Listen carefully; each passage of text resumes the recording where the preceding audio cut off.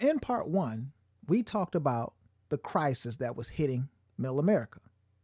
Well, now we need to talk about the solution. Do we have a way to reverse the crisis? So let's build on that conversation as we go forward. Let's talk about, do we need to build residual income? Do we need to build leverage income? So let's reverse the crisis. So I went out to my little buddy, Chat GPT. I went all the way back to 1970. I want y'all to start thinking about something. Let's talk about the framework here. So the housing cost was $150 to $300 on a monthly basis on average. Well, let's move to 1980. It went to $200 to $400. Let's move to 1990. $400 to $800. Let's move to 2000. $800 to $1,500. Let's move to 2020. $1,000 to $2,000. So let's take a look at the inflation that happened here. In 1970, it was 150. If it grew by 100%, that would be 300. If it grew again by another 100%, that would be 600. If it grew again by another 100%, that would be 1,200. If it grew one more time, another 100%, that's 2,400. Look at how many times the cost of just the housing has doubled. And that's about where we are here in 2026. It's $2,200, $2,300, $2,400 on average all across this country for apartments, for mortgages, before we even get to taxes and insurance. See, people's housing expenses are vastly outpacing their incomes. Well, let's take a look at one of my friends' homes here, okay? This is Alvin Curry's home. This was in 1987. This was his house in Washington. Now, at that time, this house cost $48,000, and the mortgage on that house was $550 a month. Well, at that time, Alvin was making about $10 an hour as a cable TV installer. This was right before he got in business. His wife had a job, he had a job, they were working, just taking care of the family. Now, if he had stayed there, working at the cable company, he may be at $75,000 today. He may be at $80,000. But even at that income level, ladies and gentlemen, he would not be able to afford this house anymore. Take a look at this. This was a Zillow listing on that house. It was pending sale. And at that time, it was $440,000 that it had sold for. Take a look at that square feet. $1,680, folks. $2,800 estimated monthly payment. This is the same square footage. They have a little bit of paint. He would not be able to qualify for that house today on his $80,000 salary. He would need a little more. Let's take a look at the payment. 7.8% now, roughly. Okay, that's $3,167 on a monthly basis, folks. It's a lot of money for a little 1,600 square foot home.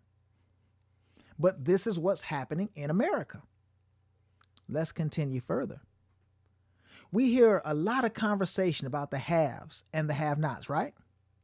Well, let's take a look at why that gap is getting wider and wider and wider, because many people don't understand. First, let's understand something. Most people that are in the middle class, they make 100% of their income from what? A job. 95% of the time, this is true. Then, of course, you got people who are wealthy. We'll talk about them in a minute. But the people that work the jobs have typically not gotten a pay raise for the last 30, 40, 50 years. What do I mean? See, you see that red line here. From 1970 to 2020 at this time, it goes up just a little bit. You can hardly even see it. Why do I have that there? Because their income did not outpace inflation. Even though they started making more and more physical dollars, things progressively got more and more expensive. We already saw that with the housing costs. The same thing happened with cars. The same thing happened with everything, food, everything that we pay for. So because of that, Most people have never gotten a pay raise on their job in 30 years. And then we think that somehow maybe we can vote for the right person, that'll change. Maybe we can get the right Congress, it'll change. Maybe we can get the right mayor, it'll change. But think about it. Go all the way back in this graph to 1970. How many presidents did we have? How many Congresses did we have? How many Senates did we have? Did people switch jobs 2, 3, 4, 5 times? Did they have 2, 3, 4, 5 different mayors? Yes. And it still did not solve the problem. But now let's take a look at the top 1 to 5% of the people in this country. The wealth gap gets wider and wider. Why? Because they've been compounding ever since the 70s in this example. How were they compounding? They made a different type of income than the average working American. Wealthy people make the majority of their income, 60+% of the time, from investments and businesses. Well, number one, those two things are taxed much differently than working for money. That's number one. Number two, they have something working for them called leverage. Okay? Think about a person, for example, a family. The father died, left the family $10,000, left the family $20,000 back here in 1970. Let's say they took that money and dropped it into an investment called a business or an investment called the S&P 500. It will continue to grow, right? And the more dollars you have in an investment and the longer time you have, the more and faster it starts to compound over time. If they started a business, they had a handful of employees. They had some other people to help them make money. Now they start outpacing inflation. They never have to worry about inflation because they outpace it. Middle class people don't. You got to see this. If you don't see this, you can't change. So I put this video together so we can all change. Wealthy people make most of their income from businesses and investments. Middle class people make all of their income from the job. They typically have no business and they have very little investments. They cannot multiply. It is just about them. They focus on linear. They say, hey, can I get a higher pay raise on my salary? Can I get more on my hourly? That's not the answer. You can't answer this problem with addition. You have to answer this problem with multiplication. Now, I want you to think about this.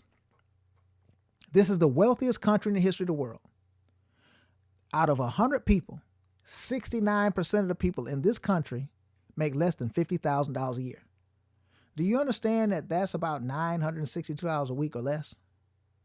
13 people make less than $5,000. 8 people make less than $10,000. 7.2 people make less than $15,000. 6.8 people make less than $20,000. 6.7 make less than $25,000. You see these numbers.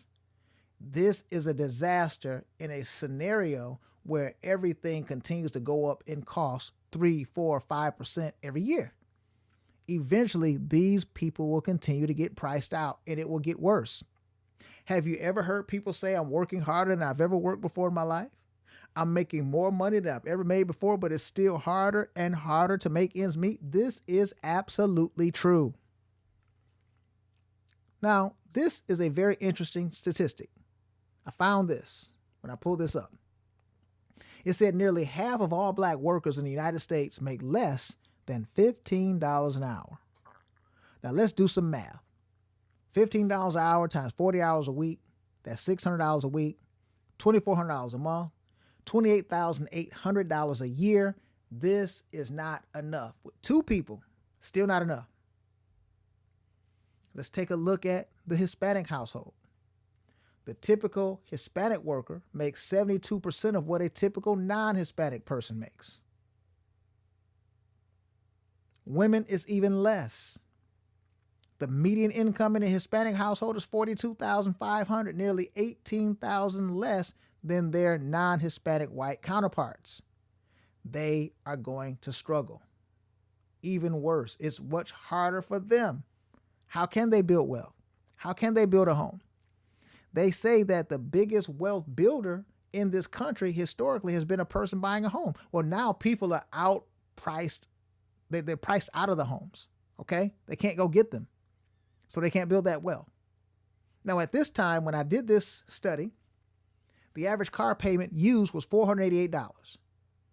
The average new car payment was $531. Today, that number is $750 on average for the average new car payment. And they say that 25% of the people getting new vehicles today, their payment is $1,000 or more. Imagine that. The average home payment in this time, 2019, that's the data that I had, $1,609. It's higher than that now. It's $2,200, $2,300, $2,400 without taxes and insurance. We're talking about principal and interest. What about the apartments? At this time, it was $1,400. Now this is $2,200. It's $2,000 plus. Let's take a look at the average household. $5,627 in this country. After taxes, they got $4,220 left. You're supposed to make 3 times, if you're trying to get an apartment, right? 3 times the monthly rent. Well, right now, that's about $2,000. They can't make it, folks. They can't make it. Now take a look at this. The median income, half make more, half make less. $5,627. That's the median income in this country. Let's pay some taxes, $1,407. Let's deal with the housing costs. I put $1,500 here. Remember, it's higher than that now. Transportation, 2 vehicles, $600. Remember, it's higher than that now. Let's take some medical insurance premiums out the check, $800 a month. Remember, it's higher now. This was a couple of years ago when I did this. Take a look at food, $600. It's higher now. Gas, this is marginally the same. Utilities, about the same, but trending upward. 2 cell phones. People say, well, mine's not that much. Yeah, you got them phones on there that you're paying for on a payment plan. Plus you got the bill. Plus you got your Apple Watch. Plus you got your, okay. It's all there. $200 a month. This is low from what I've been seeing. Well, you got a deficit here if we pay all this stuff. You spend all the $5,627 plus you got another $1,000. We say, well, how do they do that, John? They start putting things on the credit card. So they're running short on cash every month. They got a cash flow problem. Yes, they do have an inflation problem, but it's not new. It's been going on. It's going to continue to go on. The question is, how can you combat it? How can you battle it? We have the answer here at myEcon.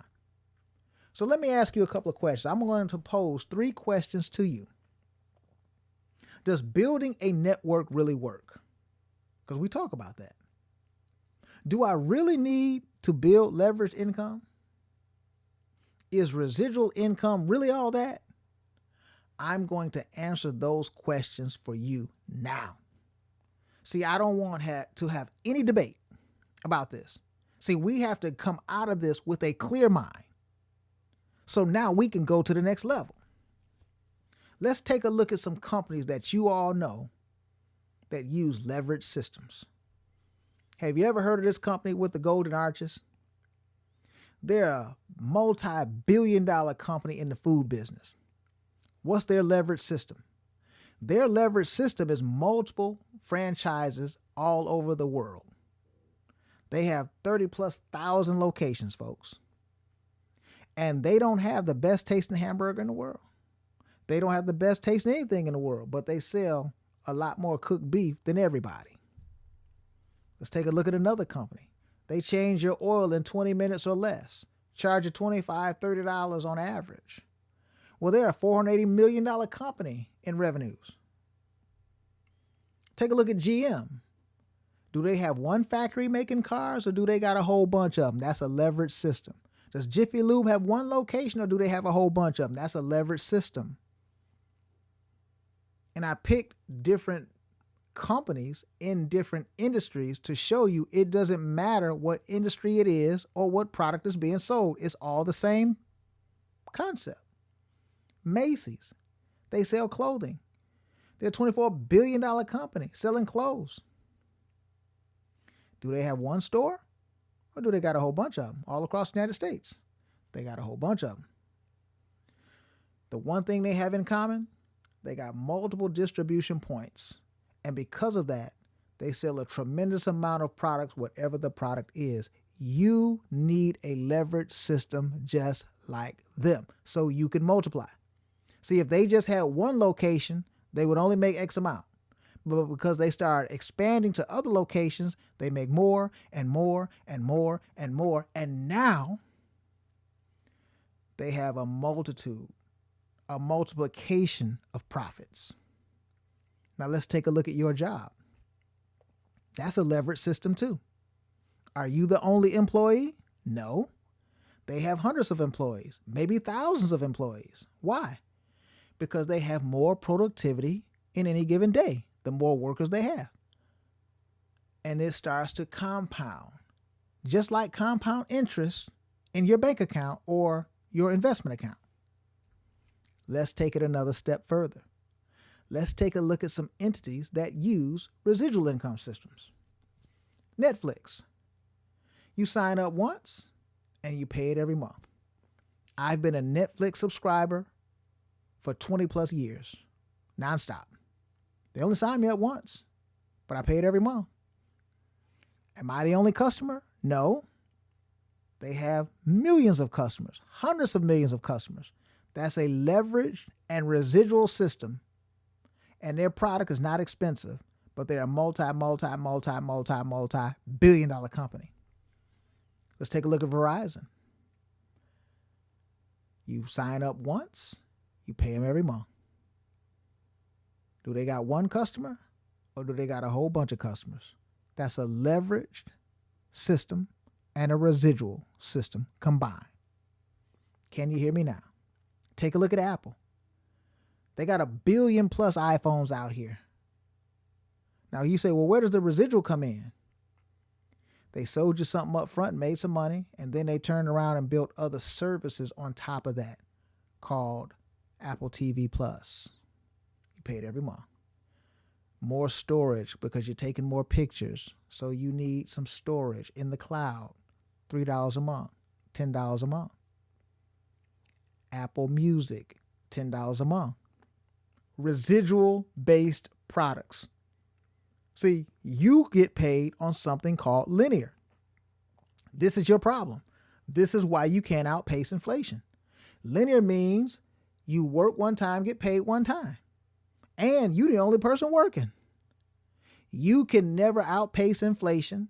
You can never outpace taxation with that system. You have to add leverage. You have to add residual income. This is the answer. This is how we reverse the crisis that we talked about in part one. All the things that we've been talking about up until now. Take a look at America. This is a capitalistic system. That's a leverage system and a residual system. They don't got one taxpayer. They got a whole bunch of them. They get residual income every time somebody get a paycheck, every week, every 2 weeks, every month. It's residual, and it's a multi-trillion-dollar deal. How many more times do I have to explain it? This is why you need to change. You got to change your mindset. You don't have to stop working the job, but you have to say, hey, I got to build leverage. I got to build residual. Now, you're going to do it two ways in myEcon. Number one, you're going to do it through cash flow shifting. You're going to shift dollars from taxes. You're going to shift dollars from creditors. You're going to shift dollars from low investment type products or things that don't make you very much money to investments. Now, the more dollars you have in the investment, the more leverage you have. The more time that grows, the more time the faster it compounds. So that's one way to build leverage. And then one day you're going to have an account that has $500,000, $600,000, $1 million in it. It's going to kick off money every year. That's called residual income. See, everybody has always been supposed to build residual income. The job was never the final resting point. But so many people have made the mistake that the job is the final resting point. They didn't get the memo, so they never outpaced inflation. They never grew, and then they had financial destruction down the road. Your job is a residual system in taxation to the government. Now, let's take a look at this Golden Arch example again. Remember the question I posed. Does networking really work? Building a network is key. Take a look at this. How does McDonald's expand? They expand by finding other people that want to become an entrepreneur.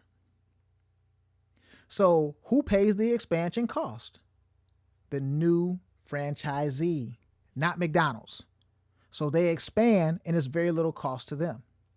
They find people that don't have a product, don't have a business plan, and they say operate under our umbrella with our trade name, our commercials, all this, and you can make money. So now you give them $1 million plus.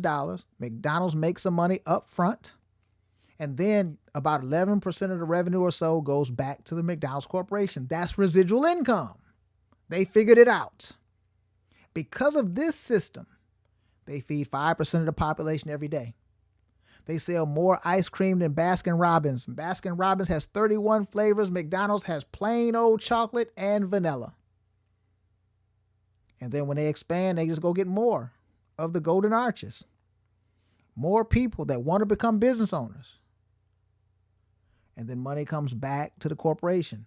It's more and more residual income, more outlets they have. Are you starting to get the picture, folks? Because of this system, they sell a little chicken sandwich, they sell a little chicken nugget, and they feed or cook, they sell more cooked chicken than Popeyes, KFC, and Chick-fil-A combined. Now you're starting to get my drift. You've got to go to a leverage-based system. Even if you're still doing linear on the job, you got to do leverage on the side. That's myEcon. That's cash flow shifting. That's talking to people about cash flow shifting and building a network in myEcon. Now, let's move to myEcon. Let's talk about building a network in myEcon. How does that work? It starts out with you. But can't you go and enroll somebody in our membership? Yes. Who paid the expansion costs? The same way the McDonald's system worked. The new person coming in business paid the expansion cost. It's the same thing. The new business owner pays the fee. They got products and services that are bundled in that membership, so we move some products and services. That's why you get a commission. And then any products and services sold after the fact, it continues to not only pay the person that made the sale, but then something comes back to you as a percentage, the same way the McDonald's system works. But then we turn it up a notch. We turn it up to 10. How do we turn it up to 10? We allow that new owner to go expand their network. And then when that person buys the product, the person that made the sale gets something, and then it comes back to you as a percentage as well, because we wouldn't have that business if it were not for you. You train that person. Now you're building leverage on top of leverage. It's not just based on you working to expand. It's others in the network working to expand, and it turns it up to 10. Let's go get some more leveragers. You got unlimited benefits, folks. Very low startup costs. This is the last frontier of free enterprise. You got tax advantages that you cannot get as an employee. So we change the taxation. It's a ready-made business. Isn't that what McDonald's is? You don't got to figure out what you're going to sell, how much things cost. Easy expansion because you can just send somebody a video, get somebody on a live Zoom, and expand and start building leverage, start building residual income. It's an unlimited opportunity for new partners. There's no geographical limitations. It replicates the proven franchise system. You got a true opportunity to build leverage and residual wealth. You can change your life and reverse the crisis. See, this is you. Every time you enroll somebody in myEcon, you make up to $100 up front. Because a person spends either $50 or $100, and you get 100% of that. And it says up to $1,330, but we just changed this so it's even more money, up to $15 plus in residual income. Imagine having 500 of those. Imagine having 1,000 of those. Imagine having 1,500 of those. So as you can see, myEcon is the key. You've got to go from a linear mindset to a leverage and residual mindset. And you can change your life. So let's do it. Let's recruit and grow rich and change today, not tomorrow, today.